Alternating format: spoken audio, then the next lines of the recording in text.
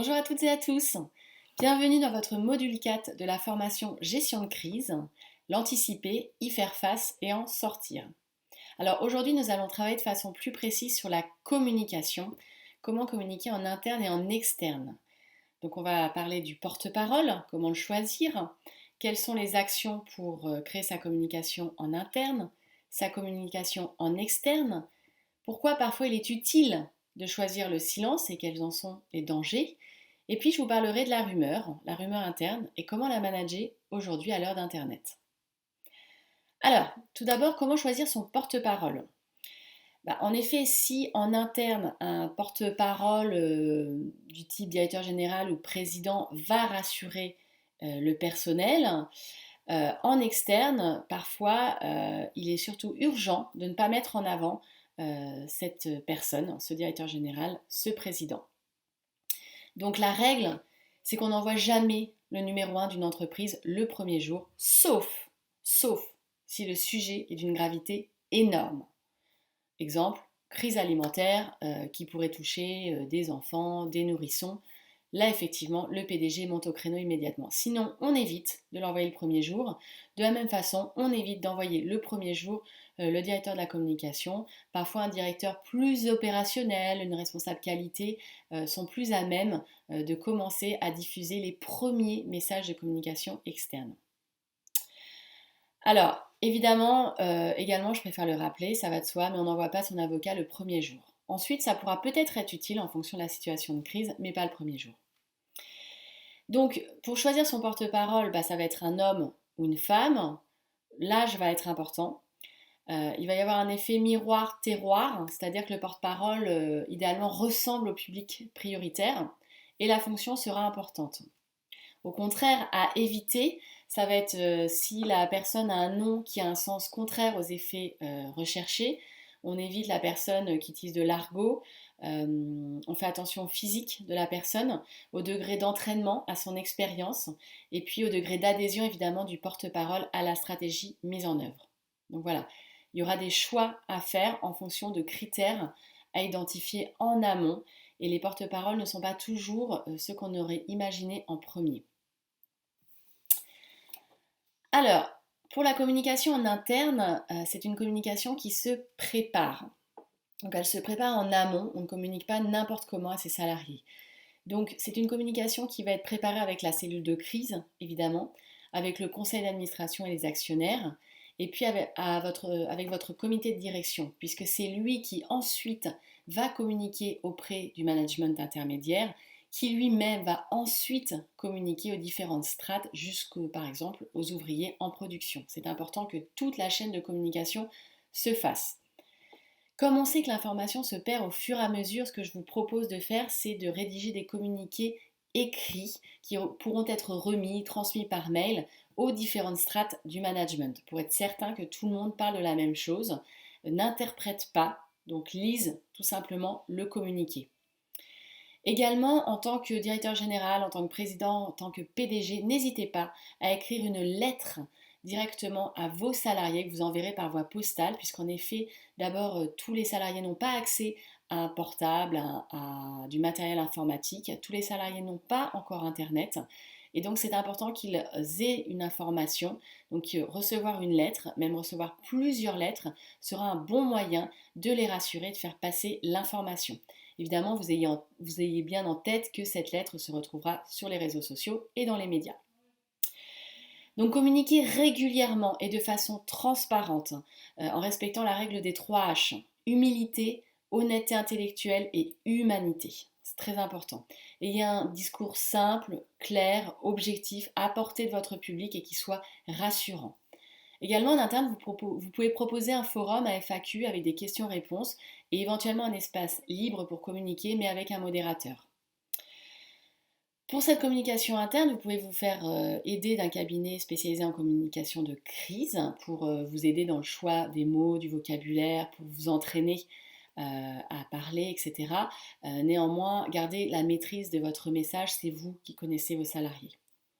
Et puis enfin, choisissez votre porte-parole, mais il est certain que la direction devrait être présente à un moment donné.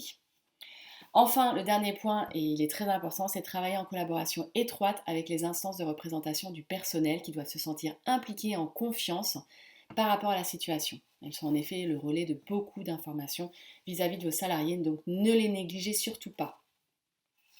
Ça, c'est pour la communication interne. Pour la communication externe maintenant, il y a 4 règles à s'approprier donc pour communiquer auprès des médias de façon efficace, de façon pertinente. D'abord, c'est d'identifier votre public prioritaire. Donc, c'est se mettre à la place de ce public et d'identifier les questions posées. Donc, c'est d'identifier le bon vocabulaire et le bon choix des mots. Ensuite, pourquoi aller au contact des médias? Il faut vous définir un objectif. Quel est votre objectif en allant voir les médias? Est-ce qu'il y a un message d'alerte à diffuser, par exemple un rappel de produits alimentaires? Est-ce qu'il s'agit de protéger l'image de l'entreprise? Est-ce que rassurer, alors en tant que tel, rassurer, ce n'est pas d'un objectif parce que je vous l'ai déjà dit, mais au départ, vous n'avez pas suffisamment d'informations objectives à transmettre. Par contre, vous pouvez être rassurant. Donc être rassurant, c'est envoyer des signes pour rassurer, mais sans le dire. Est-ce que l'objectif, c'est de corriger une information qui est injuste, une information qui est négative? Et dans ce cas, je vous conseille de faire intervenir un tiers expert, un sachant. Ou est-ce que l'objectif, c'est de dissuader? Dans ce cas-là, c'est de ne pas être trop transparent et d'être en binôme avec un expert. Également, la troisième règle, ayez en tête que tout ce qui n'est pas les mots a plus d'impact que les mots. En gros, faites très attention au non-verbal qui est beaucoup plus important que le verbal. Je m'explique. Il est donc important de passer du temps sur votre non-verbal. Donc vous avez votre porte-parole, mais n'hésitez pas à vérifier d'autres points. D'abord à utiliser des images, l'infographie, des photos, des vidéos qui sont beaucoup plus impactantes que les mots. D'être attentif au décor.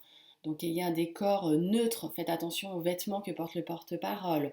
Est-ce que je mets un logo ou pas? N'ayez pas un logo qui bouge en fait derrière parce que les gens vont se concentrer là-dessus et ne vont plus écouter la personne.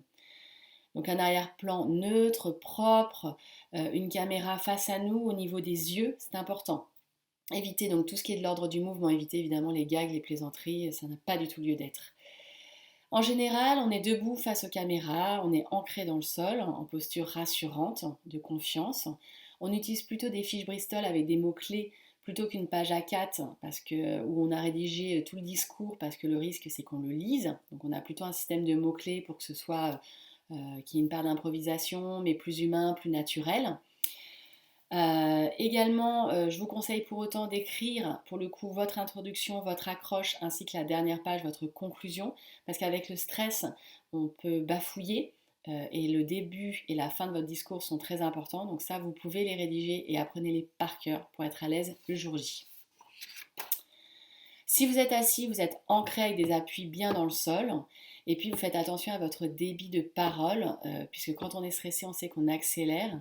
Et là, il faut prendre du temps, être posé, rassurant, utiliser les silences. Et donc se former à faire des pauses et à respirer.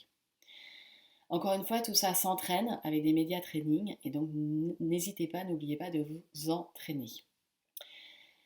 Donc finalement, allez voir les médias, quel est l'enjeu finalement, votre vrai enjeu pour l'organisation? Le but, c'est de sortir de l'actualité le plus vite possible. Donc c'est de sortir du rôle du méchant en gros pour endosser un autre rôle ou un rôle hybride. Donc on va chercher à transformer la crise en opportunité. Dites-vous bien qu'en tant qu'acteur, vous n'occupez que très peu de temps dans le cadre d'un reportage journalistique. Je vous ai découpé un reportage journalistique dans la fiche que vous trouverez sous la vidéo. Vous avez entre 16 et 30 secondes pour vous exprimer. Donc quand on sait ça, il vaut mieux se concentrer sur deux messages en fait. D'une part sur la pédagogie de l'action, c'est-à-dire ne pas s'appesantir sur le problème mais mettre en valeur une ou deux mesures, montrer qu'on est dans l'action. Et puis deuxièmement sur la dimension humaine, donc être dans l'empathie, faire passer de l'émotion, c'est ce que le public attendra également. Bornez-vous à faire des interviews assez courtes de 2 à 3 minutes, proposez plutôt d'en faire plusieurs, mais ne faites pas des interviews longues, c'est le meilleur moyen de vous prendre les pieds dans le tapis. Et puis n'hésitez pas à avoir un discours d'attente vis-à-vis des journalistes pour vous préparer. Donc un discours d'attente, c'est 3 phrases. C'est la reconnaissance à minima de la réalité objective de la situation. La mobilisation, montrer qu'on est en mouvement, qu'on est dans l'action, qu'on agit. Et puis une phrase de recadrage dans le temps et avec des règles du jeu. Donc c'est-à-dire préférer donner rendez-vous aux médias dans 2-3 heures, indiquer le contact à votre interlocuteur, ça vous laissera le temps de vous préparer. Évidemment, vous prévenez votre standard téléphonique et l'accueil physique, et là vous désignez votre porte-parole. Alors, je voulais également vous parler du silence. Parfois, il peut être utile de choisir le silence. Pourquoi ? Pour négocier un délai, pour être sauvé par une actualité concurrente, parfois pour laisser d'autres s'exprimer en premier, hein, c'est une stratégie solo, on laisse les autres jouer le rôle de paratonnerre, parce qu'on n'a pas le bon porte-parole ou qu'il n'est pas dans l'état, il n'est pas assez entraîné, il faut en choisir un autre, parce que on a besoin d'abord de définir une stratégie juridique et que les mots prononcés ont leur importance, hein. Ces interviews seront enregistrées et pourront servir lors des débats judiciaires. Et puis parfois, il faut bien se dire que le silence a également des inconvénients, hein, des dangers, hein, puisqu'on s'attend forcément à ce qu'une personne physique ou morale clame son innocence. Donc le silence peut déclencher un risque de désir d'investigation. En interne, ça peut être très dommageable pour les dirigeants, les salariés ne vont pas comprendre. On laisse le champ libre aux autres acteurs, on laisse se développer des rumeurs, et puis ça peut être une réflexion sous l'angle juridique, hein, qui ne dit mot consent. Donc le silence, c'est une stratégie, ça c'est à définir, et peut-être qu'il est utile dans ce cas-là d'être accompagné par un cabinet spécialisé en communication de crise pour définir cette stratégie-là.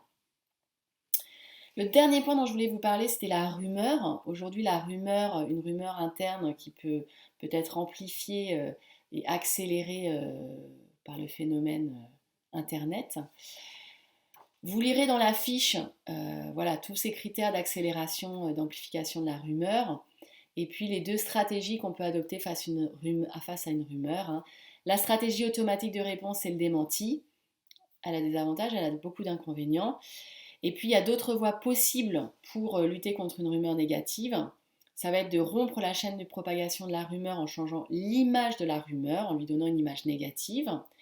Ça va être de porter plainte contre X. La stratégie va être d'aider au contraire la rumeur à se répandre en la faisant tellement amplifier qu'elle va en devenir grotesque.